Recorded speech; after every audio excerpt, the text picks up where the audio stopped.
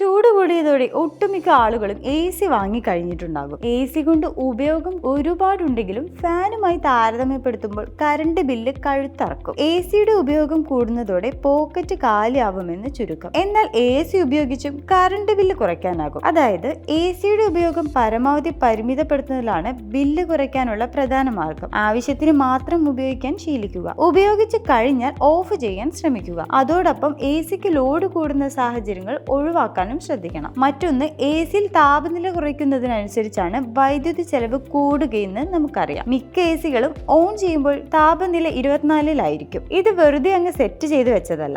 Bureau of energy efficiency പറയുന്നതനുസരിച്ച് AC 24 degree സെൽഷ്യസിൽ ക്രമീകരിക്കുന്നത് ഒരേ സമയം കറണ്ട് ബില്ലും താപനിലയും കുറയ്ക്കുമെന്ന് ചൂണ്ടിക്കാണിക്കുന്നുണ്ട്. അതുകൊണ്ടാണ് മിക്ക കമ്പനികളും അവരുടെ ACകളിൽ 24 ഡിഗ്രി സെൽഷ്യസ് വാങ്ങുമ്പോൾ തന്നെ സെറ്റ് ചെയ്ത് വെക്കുന്നത്. ഇനി അതിൽ കൂടുതൽ ബില്ല് നിങ്ങൾക്ക് കുറയ്ക്കണമെന്നുണ്ടെങ്കിൽ താപനില 24-ൽ നിന്ന് കൂട്ടിയാൽ മതി. മറിച്ച് താപനില കുറയ്ക്കുകയാണെങ്കിൽ ഓരോ പോയിന്റിലും ബില്ല് ഉയർന്നേക്കും.